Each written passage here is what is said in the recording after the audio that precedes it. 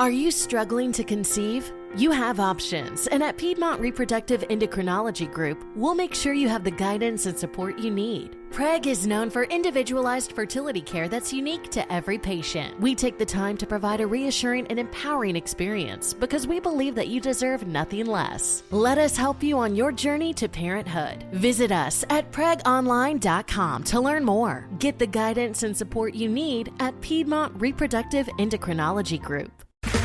Okay, round two. Name something that's not boring. A laundry? Ooh, a book club. Computer solitaire, huh?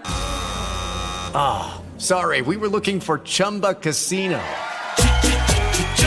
That's right, ChumbaCasino.com has over 100 casino-style games. Join today and play for free for your chance to redeem some serious prizes. ChumbaCasino.com. No purchase necessary. Void where prohibited by law. 18 plus terms and conditions apply. See website for details.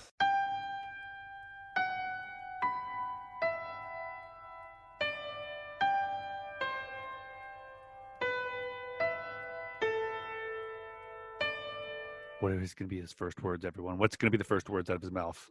Poop. Who had poop? Let's check the over-under. Let's go to Twitter, quick. Twitter says poop was actually the favorite. Yeah, actually, by 95%. Basically, I start all of my conversations off with that word, and it makes it really awkward in important business meetings. You either say that or, oh my God, a Trump supporter. And I point them out on the crowd. Shame for shame. Everybody turn and look. Turn and look. Cry, baby, cry. Yes. Oh, as long as it's not like Game of Thrones and they're naked. Well, that would be like... I've never seen an episode of Game of Thrones, I wouldn't know the reference. Oh my God. I will tell you wait, here we go. Let's start off the podcast, which, by the way, is We Should Be Better at This. I'm Eric Leckie. I am pissed off right now. Go ahead. Okay, let's tell two truths and a lie about ourselves right off the top of the bat. This is completely unplanned. Okay. Two truths and one lie? Yes, two truths and a lie. I'll go first since I put you on the spot here. I have never seen a Fast and Furious movie. Wow. I think that the Star Wars prequels were actually the best Star Wars movies. And I have never watched Breaking Bad. You've never watched Breaking Bad. Oh. Okay, so I think those are two of those things are true. I think you've watched Breaking Bad. Because I think we've had conversations about it before. Or am I wrong? You are wrong. So, no. I have never seen any Fast and Furious movie except for like bits and pieces that have been on like TNT as I was like flipping through the channels or whatever. And Paul Walker died. I've watched the pilot episode of Breaking Bad and then never watched any other episode. The one that was a lie was I think the Star Wars prequels are the best ones. And I was going to agree with you on that. All right. What about you? Give me okay. two. Two truths and one lie. Okay. I've never seen an episode of The Sopranos. Ooh. Wow. Ooh, that's interesting. Okay. My favorite color is blue. Well, I do remember you had a fascination with the Blue Men group. Let me take that one out, actually. Hold on. Let me go. I caught you masturbating at a Blue Man Group concert. How was that? I mean, the PVC pipe needed a little bit of lube, dude. You've been to them, you know what it's like. I had to keep it the same shade of lube. Yeah. Oh, God, I can't even think of a lie right now. My wife would be proud. Okay, two truths, one lie. I've never seen an episode of The Sopranos. Mm-hmm. I think the best non-Disney cartoon ever made is Space Jam. And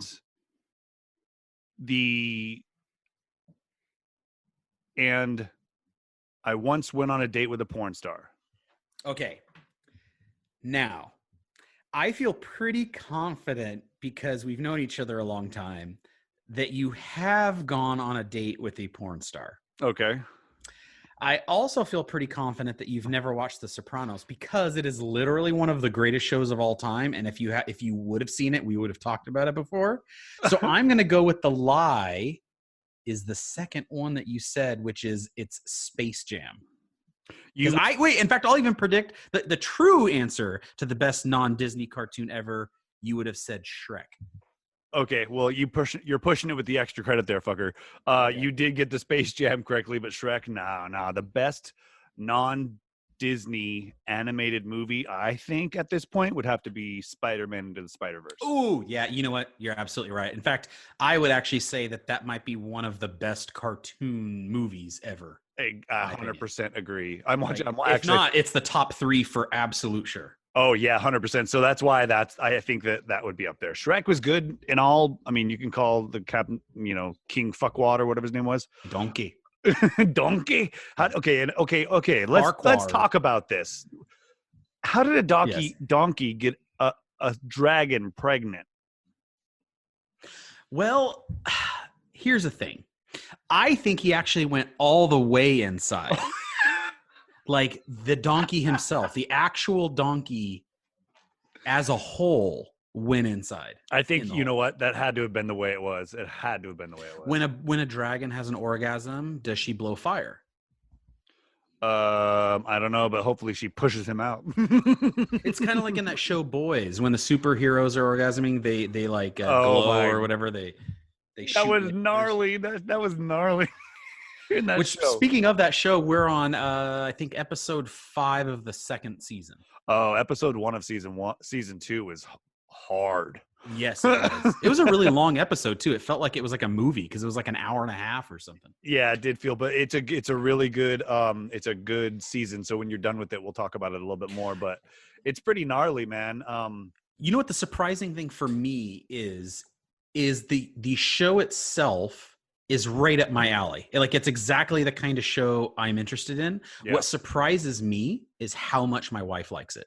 Like she is now the one where, the kids are going to bed. I'm like, hey, do you want to watch something? Let's put on an episode of The Boys.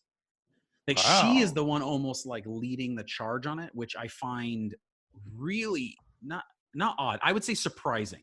Like I would have never bet that this would have been a Monique type of show, but especially with all the raunchiness, yes. and the lots of like sex and lots of weird. Well, I won't give her any, so she's. Well, I mean, your leg, with your leg being, a bum leg, it travels all the way through the rest of your body. Nothing works right. Nothing works right. Yeah, I'm curved like a boomerang. Oh my god. So, anyways, the other thing is we have visitors looming. We are getting. We have had my mom come out and visit before. Oh, but that's just one person kind of coming, whatever. But we now have 8 people coming next week, all staying in our house. And those are all relatives because you don't have. They are all Monique's family, yes. Which 8 people represents only 1/25 of her family because that's she's just one Mexican. household. Yeah, that's one household. That's one bedroom. But come on, you know how those Mexicans breed. They can't control themselves. Yeah, I married one. Yeah, exactly. I know the fact that you only have a few kids is actually kind of more of a testament to your whiteness. Right. That's cool. In fact, I remember when I want to say Monique was like 22.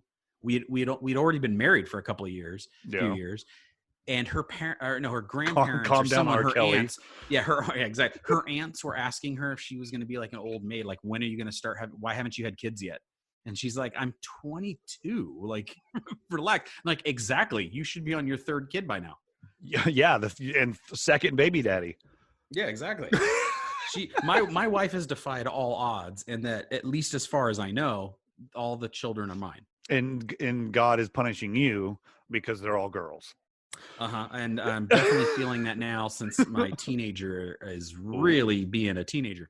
Well, that's fun. So we'll talk about that off. Oh my gosh, yes. But we have all these visitors coming, and what also makes it difficult is they're like of all different ages. So we have some kids, some people that are kind of closer to our age, and then her mom, and I mean, like, we have kind of people of all ages coming, and I'm having to act as entertainment director, planner, and everything. And that's and by the way, I'm also holding down a job.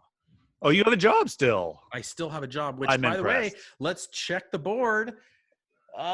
So far, a bunch of people are out of the pool saying I would have lost my job by now. We're eliminating people every day.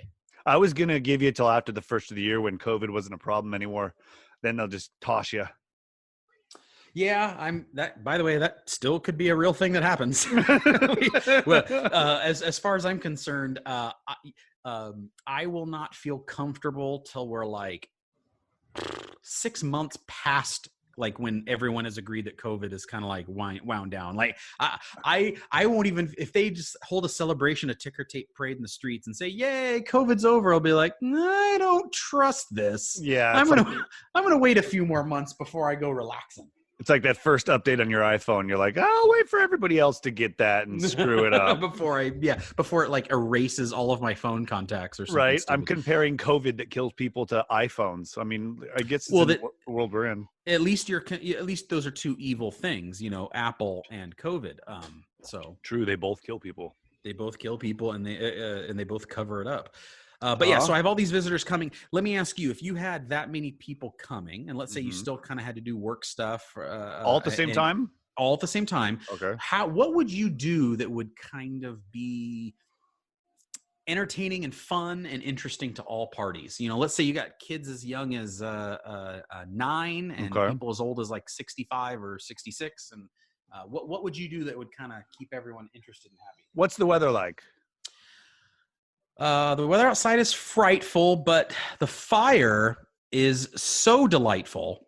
Okay. And we really have no place to go, so we might as well let it snow. Let it snow, let it snow.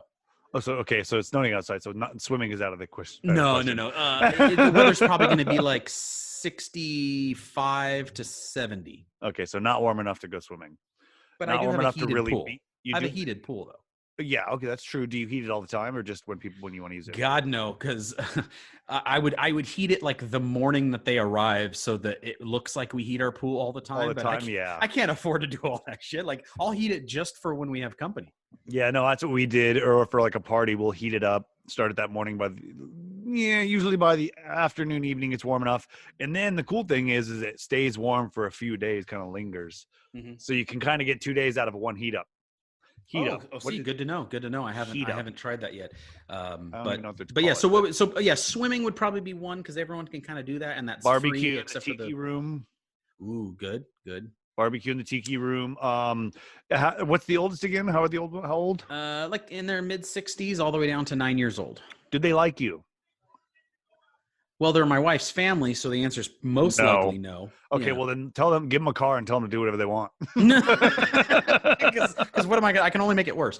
Yeah. The only thing I found that I thought was kind of interesting was in the same building, there's this place pretty close to us that does axe throwing, which is really fun. We've already went and done it. And in the same place has one of those trampoline jump places for the kids. So the adults can go do like axe throwing and drink some beers, and the kids can jump go get COVID trampolines and go get COVID. No, that's actually not a bad idea. And speaking of axe throwing, this is going to be a shameful plug, and then we'll get back to your conversation.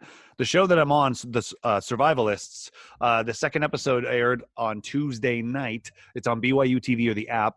Go out there. They do axe throwing on some of their challenges, which we didn't get to do. We didn't get to do axe throwing, and then the first one, but they do knots, like knot tying, and we did that challenge when we were there. Oh, cool. Yeah, we're definitely waiting your episode. We check the BYU app once a week just to kind of see if your episode Laudenslager shows up. It's going to be they couldn't spell your name, so I think they just called you the Smith family. No, well, that was not us. Did not get taken out by helicopter. The Smith family is here today. You'd be surprised at how many times somebody accidentally said the wrong last name. Not the wrong last name, but just pronounced it wrong. Oh, well, I'm not surprised at all. There's a reason why you professionally go as Donovan. It makes it a little easier. Yeah, I remember, but, you and I have also done enough TV shows, game shows, reality shows, whatever, that I know how producers are and I know how shows are, and they will make you change things for the sake of television. I remember I was on a show It was actually a dating show, even though I'm married, called Baggage with Jerry Springer. And I remember a girl came out and she was bubbly and cute and had blonde hair and was really good looking. And she goes, "Hi, my name is Brittany. I'm from Hollywood, California, and I'm an actress." And they go, "Cut." And the producers walked up, and it was the live feed, so you could, I was in the green room, but I could watch live what was going on while they were taping. And the producer comes up and goes, "No, we're gonna have to do something different. We don't want everyone to think they're from Los Angeles. And Brittany's too much of like a bubbly name. We're gonna go with, your name is Shelly, and you're from Kansas City, and you're a physical trainer. Okay, ready? Action." And she just had to totally, it's like, yeah, they'll change your name. They'll change where you're from, your occupation. They'll kind of do just whatever it is to make it work. Yeah, that's reality TV for you, right? Yes, where it's almost nothing. It's funny. Scripted shows are more real than most reality shows. It's true. Very true. Very true. Cool. What were we talking about? Your family. What would your family do? I don't know what's to do around there, but I mean, are there caverns to hike through or something? Yeah, and we were thinking of that. We were thinking hiking. We don't know if everyone's down for the hiking thing, but there's some really cool trails that go right by the lake. So you're walking right 20 feet from the water, and wild really animals, pretty trails. There's some, can be some scary animals and rattlesnakes and stuff. But not a cougar or bear or anything. No, but the other thing that's kind of cool is they're going to be here during Halloween, and in California, you're not able to do jack shit, but here everything's wide open. So we told them, if you could pack it in your bag, pack your Halloween costume stuff, and we'll, the kids can kind of go out and do Halloween stuff. Yeah, that's a good one. Or the kids can go on the hike. Probably that'd probably be good for them. Yeah, and then we could also push the ones we don't like into the lake. Yeah, and then you could play pinochle with the old people. Wow, you went with Peanut. So normally I'm the one that's doing old people references. And I think if I was a betting man, I would bet on me saying something stupid and old-timey like that every single episode. But you win this time. I do. I win. And I went with Pinochle over gin because it just sounds like fun. It sounds like fun. And by the way, I will pay you. I will Venmo you right now while we're on the air $1 United States dollar if you can spell Pinochle. P-E-A. Wrong. Done. K. I wasn't done. You no dollar. I wasn't done. I was P. I was making. But you got the second letter wrong. P-E-A. No, it's actually P-I. P-A-I. Nope. It's P-I-A. P-I-N-O-C-H-L-E, I think. No, that's not right. No, that's not right. It looks like Pinochle. I don't even want to look it up. I know that's not right. It's spelled P-E-N-I-S. It's getting shorter. There was By the way, I was right. It's actually spelled P-I-N-O-C-H-L-E. P-I-N-O. Pinot. C-H. Pinochle. There you go. No, that's horrible. Well, it sounds better than it's. What are your kids doing for Halloween? Are you guys going to let them go out and get COVID, or are they going to stay inside and throw candy at passersby or something? We'll probably stand there and throw candy at passersby. We plan on putting a fire out in the front yard and just hanging out there. And if people do come by, we're gonna have some separated candy. I guess Evelyn's doing. Oh yeah, that's a good idea. Yeah, I was thinking about building some sort of PVC pipe ramp or something where we put a piece of candy and it slides down to them over on the street or something. That's cool. What we came up with was I found when we were unpacking some boxes and stuff, I found some water balloon slingshots. Oh, yes. The really big ones, the kind where you could launch a water balloon halfway down the street.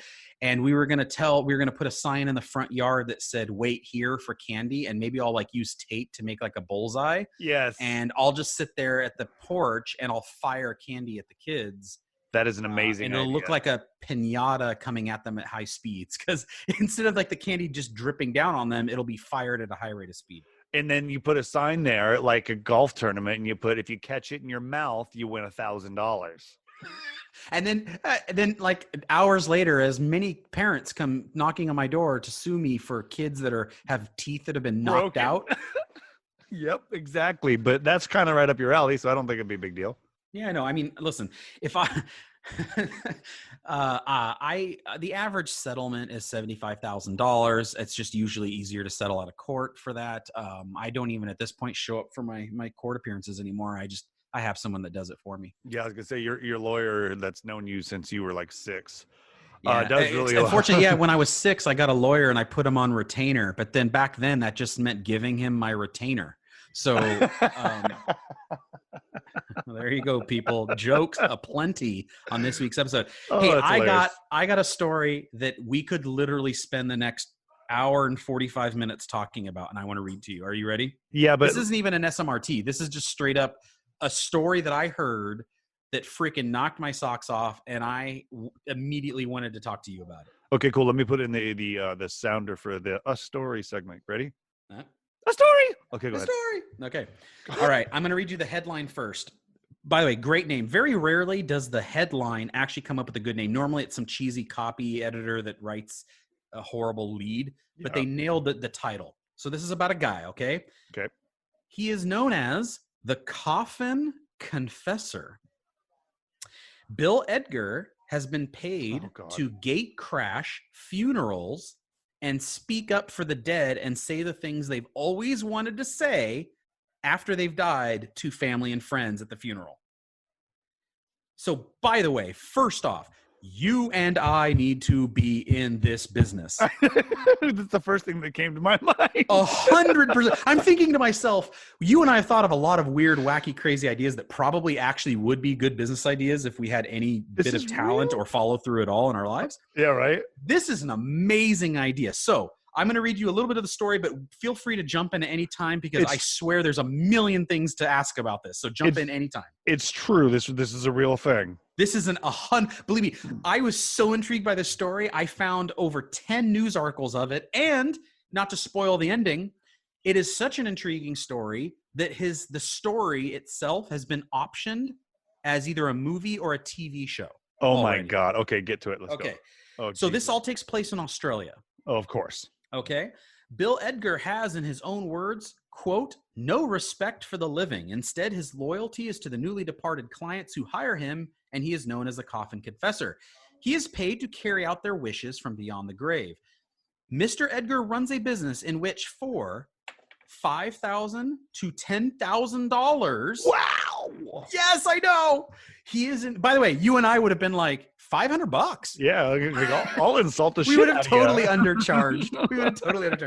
It says for $5,000 to $10,000, he engaged people's knocking on death's door to go to their funerals or grave sites and reveal the secrets that they wanted their loved ones to know. He says, quote, they all have a voice and I lend my voice for them.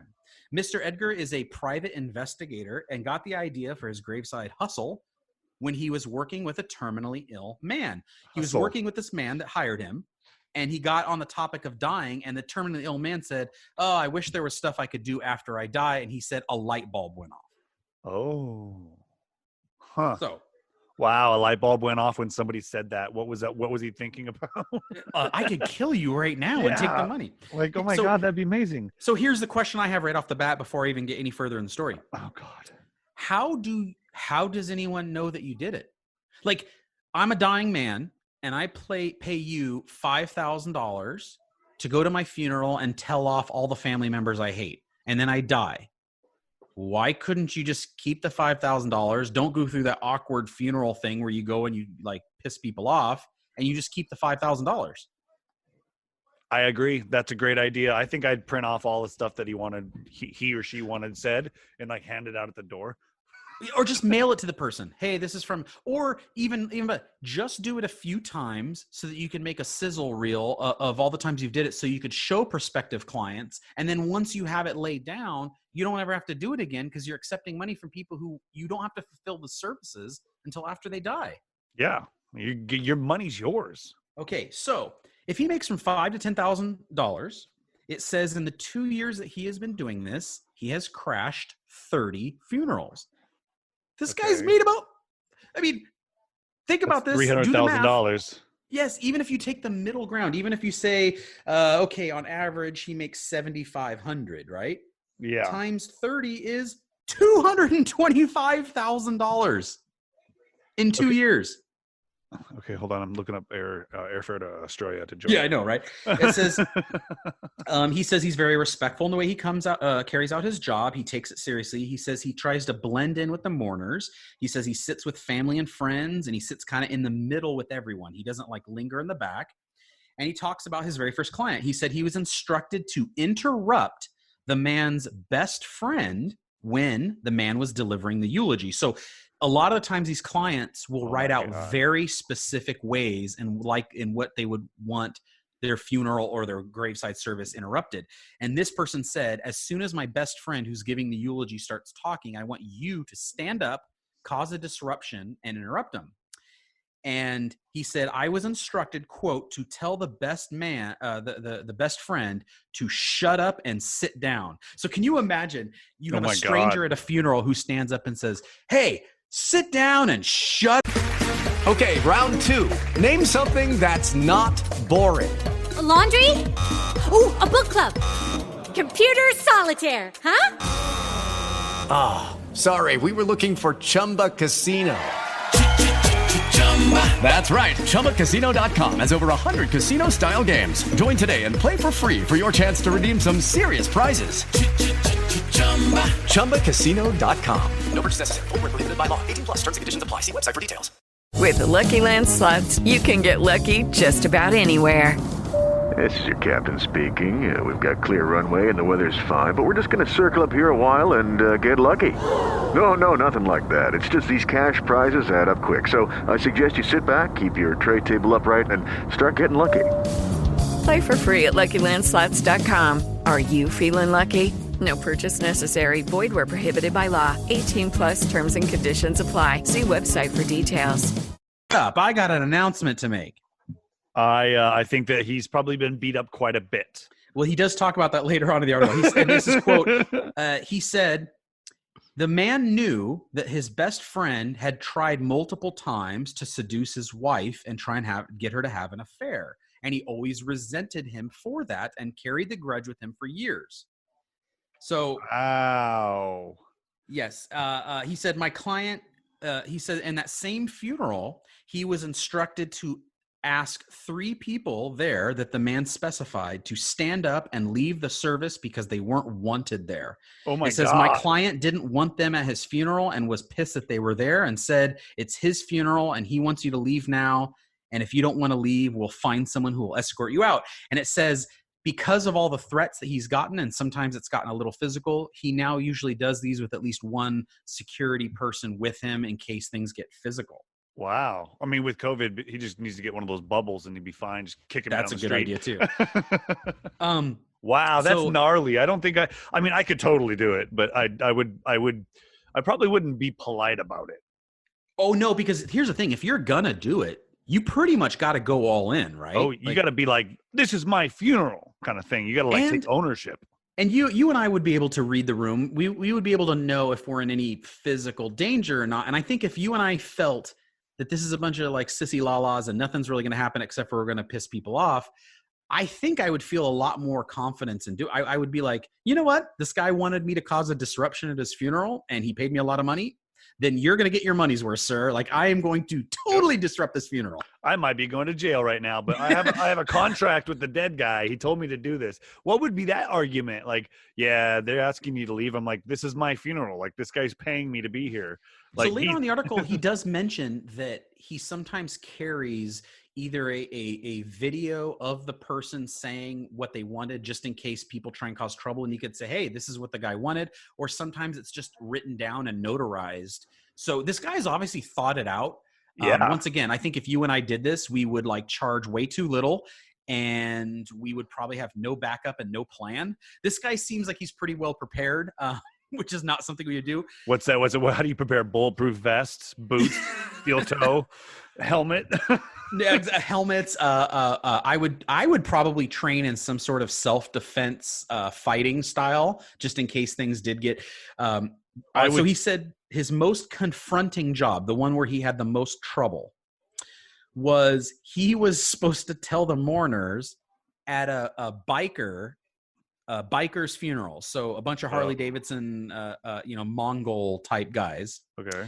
That the guy in the casket was gay the whole time, and that one of his lovers was in the audience. Oh my God. He says in the article, he was instructed to get up and interrupt the eulogy, to stand up and shout into the microphone, the man in this casket is a homosexual and his lover is in the audience, and then walk out. Wow. And that's how the guy wanted it. He said he started to do this, and as he started to walk away, he was confronted by 6 to 7 bikers that were blocking his path out. And he said he learned a valuable lesson that day, that if people are willing to wear leather and chains to a funeral, they are not the type of people that you typically want to deliver bad news to. Nope, you don't. And I'm related to a lot of them. Can you imagine that? I mean, bikers are probably not a group of people that you would say would be the most forgiving of a gay lifestyle. I would say he probably got beat up a lot that day. Mm-hmm. And they probably left him in an alley somewhere, is what my thought is. That was not a good day for him. Yes. He probably made 10 grand, so that's fine. Yeah. So he says that sometimes he's instructed to release all kinds of information about things that they've done to screw other people over, like it's more confessional. He says those are typically easier to do because all you're doing is reading bad things that they've done. And most people are forgiving, understanding that they waited till they died to do this stuff. He says the hardest ones are where you're instructed to confront people, especially the family when they're in the middle of grieving, and you're there to confront them and tell. And he says in one instance, he was given a list of horrible names to call the wife. Oh. Because the man wanted to divorce the wife for many years, but never had the guts to do it. Oh. And knew she was having affairs. And he was instructed to get up, deliver a speech that called the woman a slew of names that were all pre-written for him. Awesome. Oh my God. I want this job this is bad. A stranger. So think about it. You're just a mourner. You're there. Your cousin or whatever died and you're there. And here comes some stranger being belligerent. You are either going to find it funny and entertaining, or you're going to be like really pissed off and offended. Yeah, no, you are. I think pissed off and offended is probably going to be the most emotion you probably get. But I was thinking I'll probably get a concealed weapons permit before I start this job. We should call Edgar over in Australia and see if he can branch out and do a Texas chapter and a California chapter. We could go out and start making mess. Yes, exactly. We could license it like a franchise. Yeah, like Uber. So we call it Speaking for the Dead. Nah, we can come up with something better than that. The Dead Speaks? No. Talking Dead, featuring Chris Hardwick. Oh my God, Talking Dead. Oh wait, that's been taken. Damn it. What about Dead Dead Men Tell No Tales. Dying Confessions. Dying Confessions. Well, I still like his name of the Coffin Confessor. I think that's actually like a great name. It says, the unusual nature of Mr. Edgar's job has caught the eye of the entertainment industry, and he has signed a deal for it to be made into a movie or drama series. When they asked him what type of actor should fill the role, he said it needs to be someone who is rough and gruff, has a 5 o'clock shadow, and is willing to get into trouble. He suggests Russell Crowe. Oh. Which, by the way, is probably pretty good casting. He's also from Australia. Which would also work. You know who else would work? Speaking of, we were just talking about the show The Boys. The guy who plays the butcher. Like that kind of like, Carl I don't Urban give a damn about, I don't give a damn about anyone. You guys can all, kiss my ass kind of an attitude, which he does so well. He does that really well. Would be perfect for this type of thing. You know, he was in Thor Ragnarok, right? Yeah, he was the guy that like bad betrayed haircut. Everyone. And then bad haircut. And he was Helena's axe won't guy or whatever. Anyway, it doesn't matter.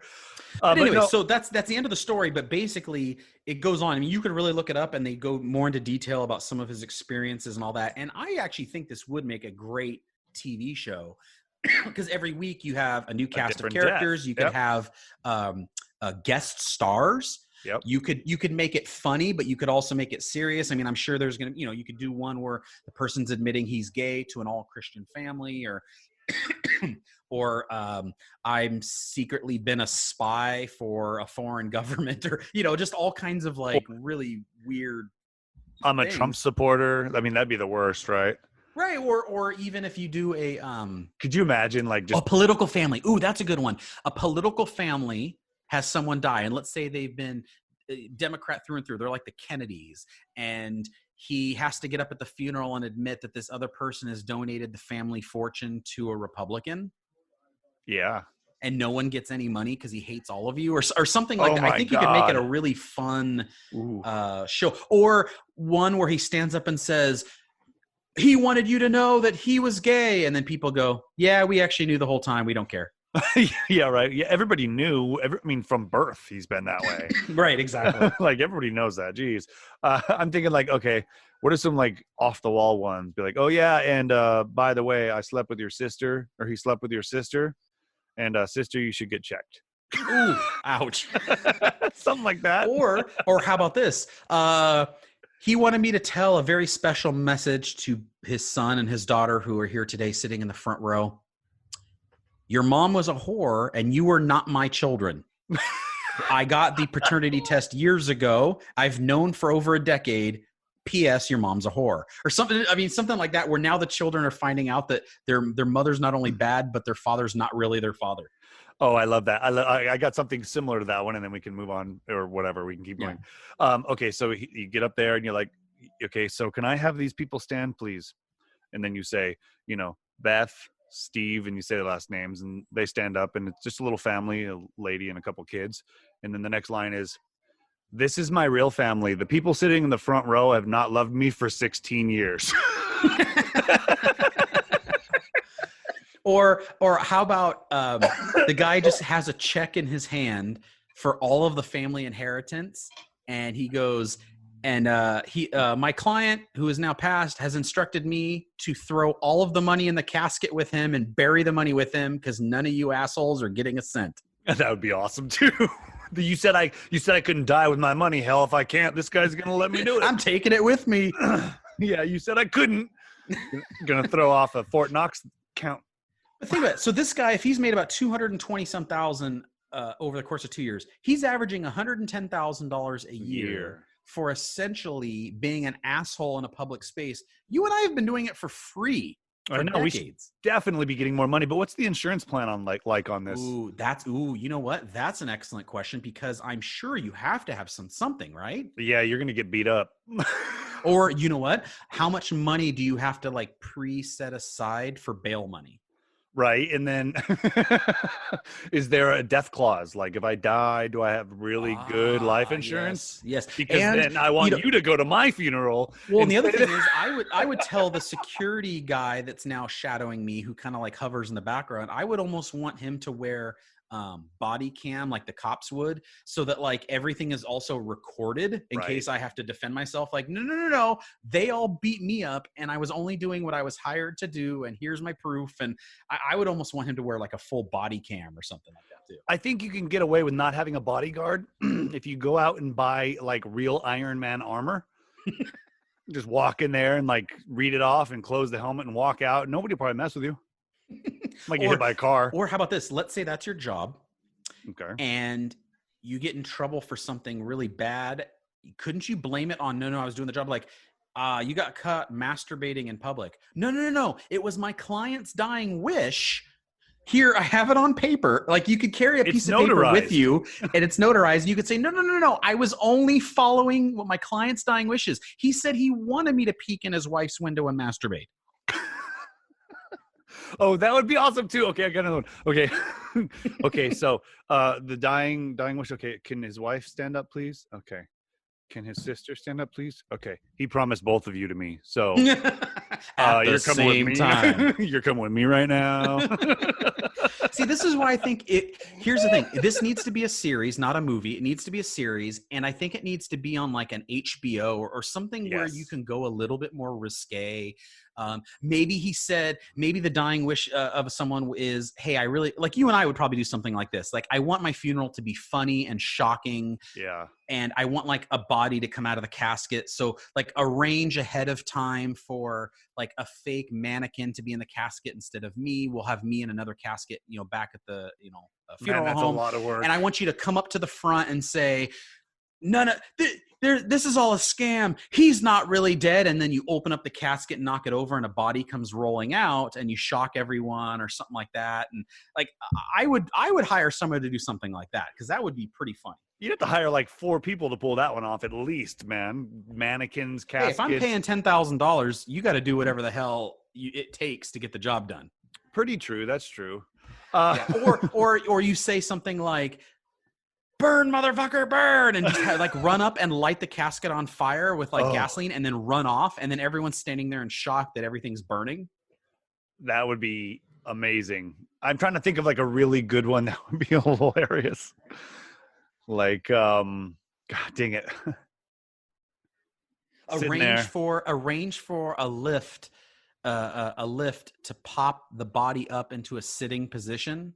Oh. And you hire the person to get up there, interrupt the funeral, and say, it was his dying wish that I do this native African ritual to bring him back from the dead. So if all of you will just bear with me, this was his dying wish. I'm going to do it. And you go, hey, yeah, yeah, yeah, hey, yeah, yeah. And then you hit the trigger and it causes the body to pop up upright. And everyone screams. And you go, oh my God, it worked. He's alive. He's alive. Simba. Oh, wait. Wrong show. Wrong show. Okay, I'd have to do something silly like that too. I'd probably, I don't know who's going to be at my funeral. What if they die before I die and I didn't change my script? Yeah, I also have a feeling that if it was me, I would pay the guy, and then no one would be at my funeral. And so he'd just be standing there and he'd be the only guy at my funeral. And he'd be like, well, all right. And then he just goes home. Right. Because you gave him the wrong address or something. That would be even better. Wait. Okay, here's a good one for the TV show. Guy pays him. The guy does all the research. He had the wrong address, and he shows up and does it at the wrong funeral, causing all kinds of chaos. And he realizes after the fact that he accused the husband admits that he's been sleeping with the secretary for 10 years and fathered children out of wedlock and was also secretly gay. And he shows up at the wrong funeral. And it's like some 13-year-old boy or something. Yeah. Oh my gosh. And as he's leaving, the priest says, Mr. Edgar, your funeral was changed. It's now 1 p.m. It was moved back. Yeah, and the guy goes, and then the realization comes over him. Oh. And then he realizes he did it to the wrong funeral. I rescind everything I said. Everybody ignore that. But if you'd like to see me a repeat performance, come to the 1 o'clock show. Yeah. I'll be handing out business cards when you leave. Oh, that's another thing. How do you attract your business? Because what do you do at the funeral? Hey, everybody, if you enjoyed the disruption that I made and the chaos I caused in your life, here's my card. If you happen to be dying, give me a call. Yeah. Hey, what's his flyer look like? Does it look like a grave digger truck or something? It's a person like laying on the ground with the flowers like sticking up from their chest, like a dead person. Oh, that's real. You sound very confident in that. Is that real, or is that something you made up right now? No. That would be the card I would use. Oh, you would? My card to be all dirty and blood on it and be like, here you go, and like pretend. You know how they have like revenge porn? This needs to be revenge death. Yes, but then they'll probably outlaw it. Oh, that's a good point. Can you imagine though if it was a movie or something? By the way, everybody, just I have to show you. Can you put the theater? Okay, put the projector. Okay. Can you all please watch this real quick? And it's a video of like the wife cheating or something. Yeah, and you know what though? But here's the thing: the longer that this guy does it, especially now that he's gotten a lot of press for it, he's gonna get a lot of business. Something like that is going to happen. The guy's going to have video of his wife cheating, and he's going to say, "You know what? I want to play this so that bitch is embarrassed in front of everyone at my funeral." And yeah, he's probably going to project it right up in the side of the church of her like getting hammered by the neighbor. Right. And I mean, I bet that's got to happen at some point, just like basic law of statistics. Okay, so we think it'll be a movie, which it probably will, or at least a TV show. I think it'll be a show. I think a show is going to be better because you could explore something every week and have it be different. But you're thinking a scripted show, right? Yes. Okay, what if it was a reality show?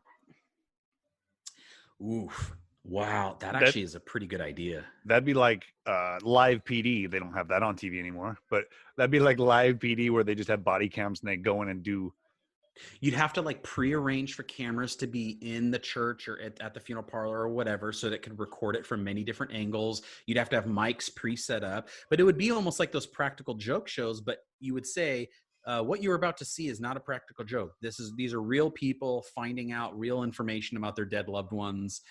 Oh my God. How do you get that signed off? Oh, because the dead guy already signed off. Yes. Oh, well, perfect. Because you might have to blur out people's faces if you don't get them to sign off. I'm but sure the dead everyone guy has already signed off on all of his information. And his family. So he's like, I signed off on my family and my immediate family. Wait, even better.